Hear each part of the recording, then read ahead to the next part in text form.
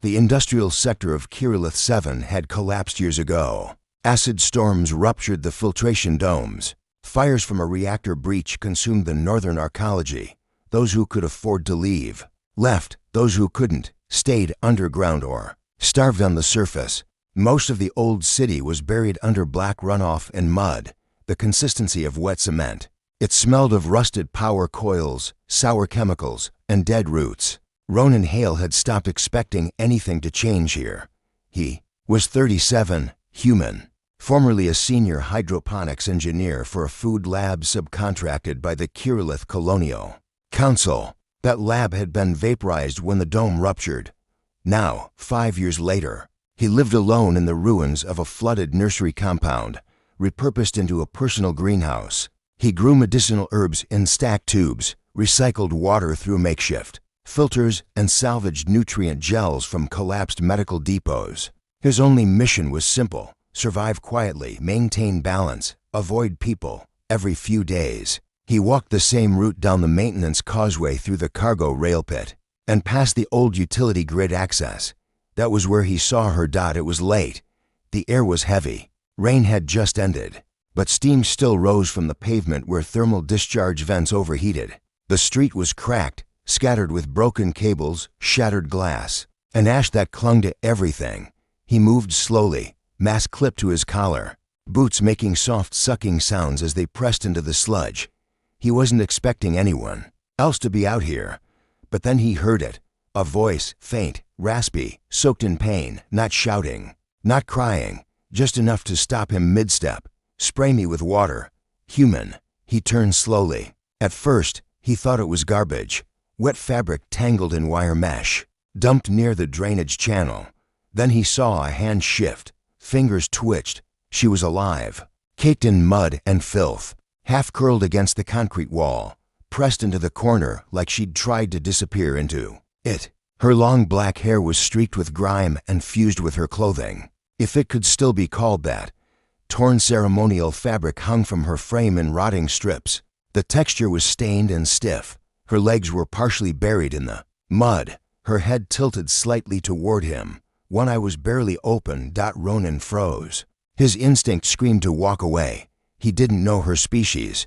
She could be diseased, dangerous, luring him. There were stories of slaver bait setups in the outskirts, or mind-altering pheromone species who used seduction as a trap. But this didn't feel like that. She hadn't moved closer. She hadn't begged. She looked like she had no strength left to even lift her hand. He took a slow step forward, then another as he crouched beside her. The stench hit him: sewage, blood, synthetic oil. But under that, he caught something else: salt, not sweat. Something marine. Strange. "Hey," he said, voice low. "Can you hear me?" She blinked. Her eyes were mismatched.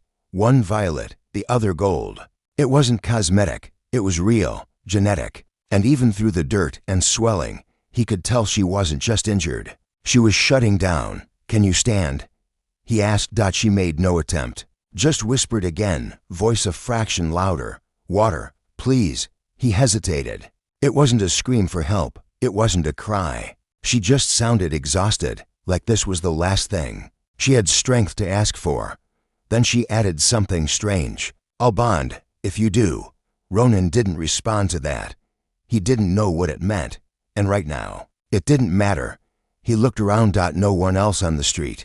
Nothing moving but steam and distant power arcs. He made a decision. He set down his seed tray, shrugged off his jacket, and slid one arm behind her shoulders, the other under her legs. She was taller than he expected, filthy, but frighteningly light, like her body had burned through its reserves long ago. As he lifted her, the mud suctioned off her skin with a wet sound. Her soaked garments clung to him, soaking his shirt instantly. She flinched once, but didn't fight. Back at his greenhouse home, he keyed the panel and entered through a steel hatch sealed with melted polymer edges. Inside, the place was small, but clean. Walls made from salvaged aluminum sheets, soft amber lighting strung from battery-fed rails. Rows of growing trays lined one side. An old ceramic bathtub, white with cracked enamel, sat under a water rig he'd repurposed from a decontamination unit. He didn't waste time. He carried her in, set her down on the tile, and reached for a towel. "You need to get that stuff off," he said. "It'll dry and crack your skin worse." She didn't answer, but her eyes opened fully now, watching him. "Can you undress yourself?" he asked. Her voice was barely audible. "It's fused." He cursed softly under his breath, then knelt beside her. "I'm going to help you. I won't touch more than I have to. Just nod if that's okay." She nodded once. He worked methodically, fingers careful, tugging loose cloth where he could and slicing strips with his belt knife where he couldn't. It took minutes.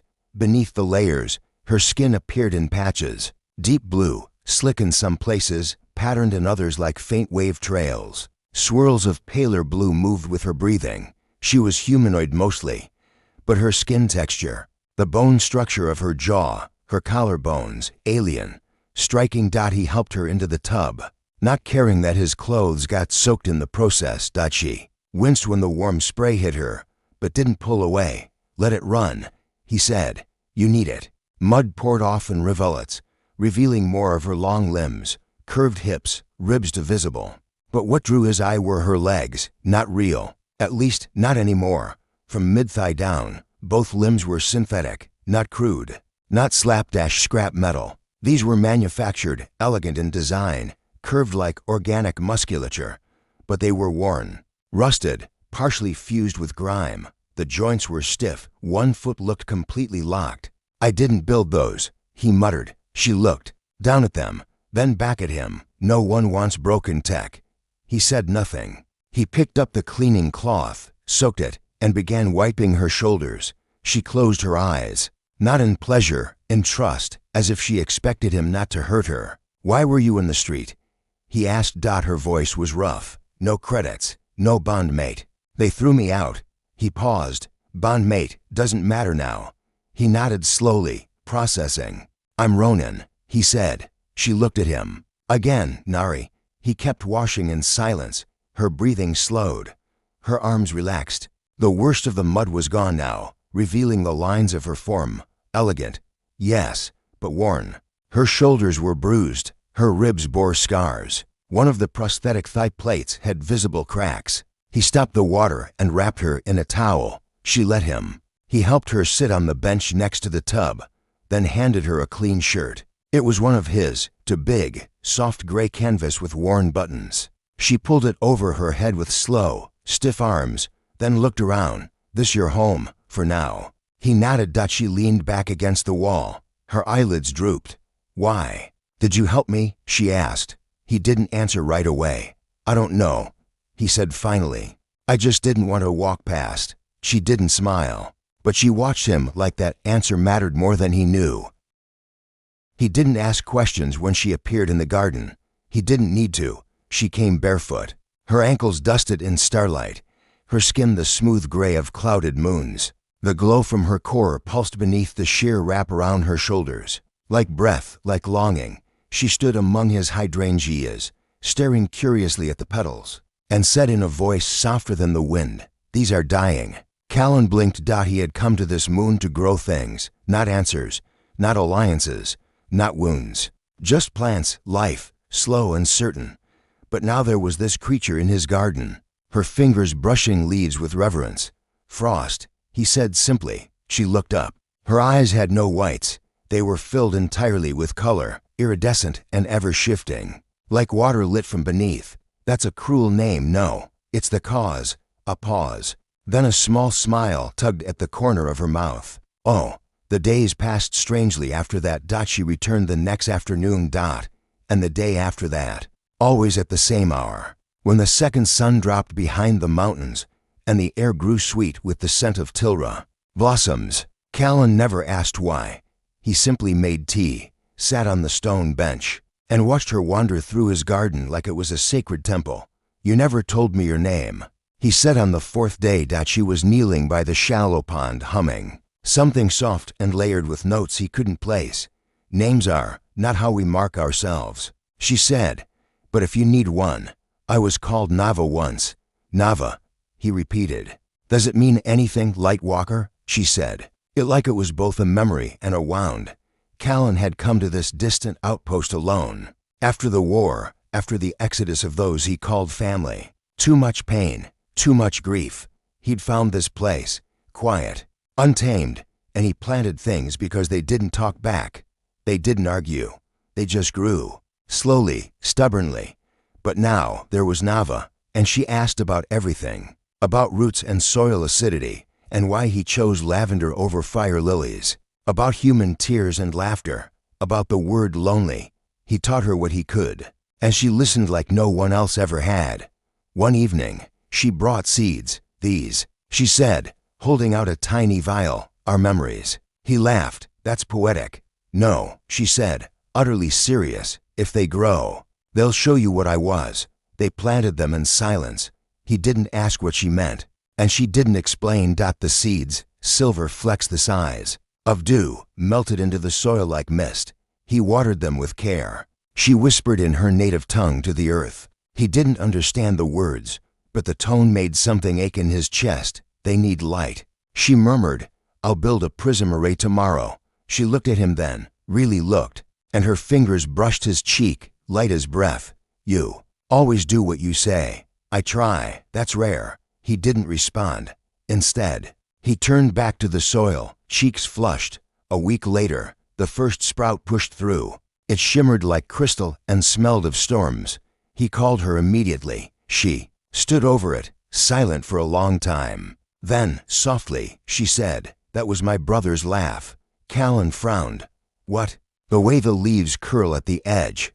That was how his voice bent when he laughed. He died before we fled the core, but his memory rooted deeply. The plant pulsed faintly in the dark. Callan didn't know what to say. So he stood beside her and stayed. One night, a storm rolled over the valley. Winds howled like ghosts. Rain battered the greenhouse. The prism array shattered in a sharp spray of glass. Callan rushed into the garden with a tarp and salvaged what he could. His coat soaked, boots heavy with mud. He shielded the fragile memory plants with his own body. When he turned, she was there. Her skin shimmered under the lightning, hair floating slightly as if underwater. You didn't leave them, she whispered. Of course not, even when it hurt. He looked down at his bleeding palms, especially then, after the storm. She came less frequently. Something had shifted. He felt it in the way she lingered near the edges now, in how her questions grew quieter, more careful. And one evening, she simply sat beside him and said, I should not have bonded, not again. You haven't, he said quickly. Not unless you want to. She turned to him slowly. But you would? I'm already here. She closed her eyes. You don't know what I am. I know what you do, and how you care. I know you're kind to plants and storms and broken men. She laughed softly. You're not broken. He gave her a look. She amended, not anymore. The night she showed him her true form. The stars dimmed in reverence. She stood in the center of the garden, arms out, hair lifting like flame. Her skin cracked, not with pain, but light. And from those cracks, her essence poured forth. Wings of mist, a core of radiant color. Tendrils of glowing thread that wrapped around air and memory alike. Callan stared, breath stolen. She looked like the echo of a nova, a being who had lived through centuries of silence and still chose beauty. And then she dimmed again, returned to the form he knew. Quietly, almost afraid, she asked, Do you still want me here? He crossed to her, took her hands, and kissed her forehead. I've been waiting to see you, he said, exactly as you are. The garden bloomed wildly that season. The memory flowers spread along the path.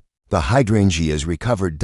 And beneath, the starlight, a light walker and a gardener sat side by side. Bound not by ritual or power, but by care and time and the courage it takes to grow together, even after war, even after silence, even after loss.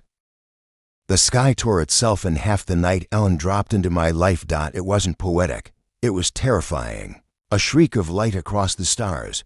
A burning object, no bigger than a house, spiraling through Earth's upper atmosphere before crashing in the woods behind my uncle's cabin. I was alone that week. I'd needed the time. No job.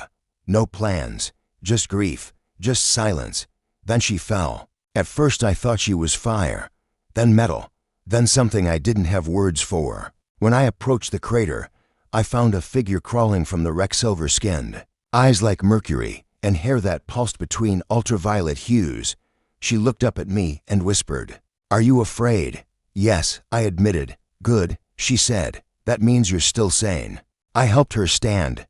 Her name was Ellen, or something close. She didn't seem hurt, just disoriented. She said she was being hunted, that her people had voted to surrender her body to an enemy species for peace. I declined. She said, "We hid her in the cellar. I brought her food, blankets. She loved toast, hated peanut butter, laughed at old VHS tapes, and every day I asked questions, not about her tech, not about the war, but about her." She seemed surprised by that. "No one has ever asked what I liked," she said once. "They ask what I can do." "What do you like?" "I like thunderstorms. I like the smell of burnt wood. I like when you hum while making tea." I smiled. "That last one's new." Ellen tilted her head. "You don't realize how loud you are." But not in a bad way. Days passed. We spent them in silence or laughter, or stories exchanged in soft candlelight. Then, one night, she asked me to hold something. A small prism, smooth and warm. It pulsed when I touched it. "What is it?" "A bond knot," she said. "It lets me share memory, feeling, not words, essence." I hesitated. "Is it safe?" "No," she said. "But neither is love." I held it. Suddenly, I was here floating in the cold space between stars, running through crystalline corridors, watching friends fade, choosing defiance, choosing life. When I let go, I was shaking. She touched my hand. "Now you know me." Tears slipped down my cheeks, not sadness, just the weight of it all. "I'm sorry," I whispered. "Don't be." She leaned in. "You didn't run." She kissed me then, soft, infinite, a sky blooming open. And I realized she hadn't just chosen Earth to crash on. She'd chosen me. The lake beneath the cliffs was still, smooth as obsidian, yet clear as blown glass. They called it mirror, a place where you did not just see your reflection, but your truth. Sato had come here for peace, or perhaps for silence, but what he found instead was her. She stood at the edge of the water, knees drawn to her chest, her silver blue hair damp and clinging to her back. She had no name at first, no voice when he asked who she was, just her wide eyes, glowing faintly like moonlight, caught beneath the waves. She wasn't from this world. That much Sato sensed, the curve of her ears, the slight shimmer beneath her skin when sunlight struck, the way her breath steamed even when the air was warm. It all whispered of something else, something other, but it wasn't her strangeness that made him stop. It was her sorrow. She didn't flinch when he sat down beside her, didn't move when he offered a piece of fruit from his pack. Only when he reached to pluck a leaf from her hair did she speak. "Don't," she whispered. "It's mine. I chose it." Her voice was cracked, uncertain, as if it hadn't been used in cycles. He drew his hand back, palm open. "I'm not here to change you. No one says that," she said, gaze locked on the lake. "Not unless they want something." He didn't answer. The silence stretched, and she let it. Eventually, she asked, "Why did you come here?" "I thought the lake might show me something." "And did it?" He shrugged. "Only my face." "But maybe I'm not asking the right question." She tilted her head. "What's the right one?" "What do you see?" Her breath hitched. For a moment, Sato thought she might weep. Instead, she stood and pointed to the surface. He followed her gaze. At first, it was only his reflection beside hers. But then it blurred. Shifted. On the water. She had no scars, no thin marks along her arms, no pain hidden in her posture. "I used to look like that," she said, "before they clipped my wings." "You had wings?" She turned her back to him and lifted her shirt just high enough. Faint stubs, bony and calloused, marked where something once had grown. "They said I was too dangerous, that if I could fly, I'd never obey." Sato's throat tightened. He didn't ask who they were. "I'm sorry," he said instead. She glanced over her shoulder, eyes unreadable. "Why, you didn't clip them." "No, but I'm here now, and that matters." She studied him for a long time. Then, without warning, she walked into the water. It lapped at her ankles, her calves, her hips. He almost stood to stop her, but she turned and held out a hand.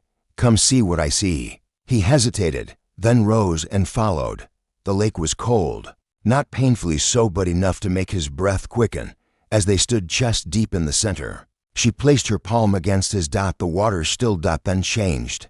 The world beneath the surface rippled, showing not just images but emotions, memories, fragments. He saw her, once radiant, wings spread as she danced in golden skies. He saw her fall betrayed, captured, bound. He saw her alone, watching the stars blink like distant promises. He saw her smile, but only once. It was in this lake. With him. Tears pricked his eyes. She looked at him, not through him, not past him but at him. I don't need to fly, she whispered. Not if someone will stay. He stepped closer, pressing their foreheads together. I'm not going anywhere. And in the mirror lake, beneath the truth of water and time, her wings shimmered faintly just once, enough to know they weren't gone, just waiting. The comb was still there, tucked between a rolled blanket and a half-wilted cluster of nightglow petals. Nari picked it up carefully, her fingertips grazing the wooden spine like she was touching a relic of something sacred.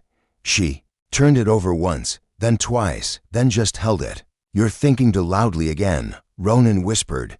She turned to him, the edges of her lavender eyes flickering like old fire. He sat cross-legged under the canopy they'd built together. The vines had grown across the frame, dripping bioluminescent. Fruit, crickets clicked somewhere in the underbrush, and soft rain pattered on the leaves above. Sorry, she said, though her voice betrayed a hint of amusement. Old habits. You're not sorry, Ronan teased. You like that, I notice. She set the comb down and patted closer. The hem of her robe brushed over the moss, pale blue against the green. Her hair was braided tonight, pulled into intricate loops, and tied with silver filament. Each braid shimmered faintly, as if laced with nebula dust. Do you remember the first time you used this? She asked. Ronan nodded. You shoved it into my hand and said, try not to break me. You nearly did. She grinned. So clumsy. He looked up at her. And yet, you kept letting me. She sat beside him. The leaves sighed in the breeze. Insects buzzed. But there was no sound greater than her silence, deep and deliberate. I didn't tell you everything, she said. Back then, before the first combing. I know. She smiled. Of course you do. You always knew more than I said. Ronan waited. She reached behind her neck and unhooked a thin clasp. A shimmer ran down her skin like water spilling from invisible threads. And then, slowly, she changed. Not fully, not all at once, just enough. Her skin shifted into iridescent scales in places. Her eyes widened. The shape of her shoulders altered. She looked like herself, only unveiled, only truer. Ronan's breath hitched, but not out of fear. She was beautiful. This is who I was before I touched the human seas, she said softly. Before I swam through your wrecks and drank your abandoned air. He reached out, not to touch, but to offer. Do you want me to comb it, as you are? She tilted her head.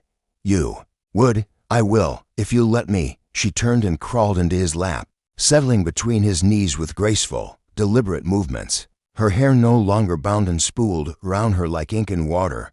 Ronan took the comb. With every stroke, her breathing slowed. With every pass, the shimmer of her skin steadied. And with every touch, she became something between both worlds. Not just alien, not just a girl, not just a weapon bred to hide or a daughter of stardust, but something new. There's a story on your world, he said, about lovers brushing each other's hair in the dark. Not out of need, just because it means they stayed. We have that, too, she whispered, though ours ends differently. He paused. How? In our story, she said, her voice trembling now. They brush each other's hair until one becomes the other, until there's no line between who was alien and who was human, just two shapes, one memory. He pressed his forehead gently to the back of her neck. Then stay until that happens, he said. Nari closed her eyes. The stars pulsed beyond the forest canopy. The moons crossed above, weaving trails of silver. The night stayed silent, and neither of them moved again for a long, long time.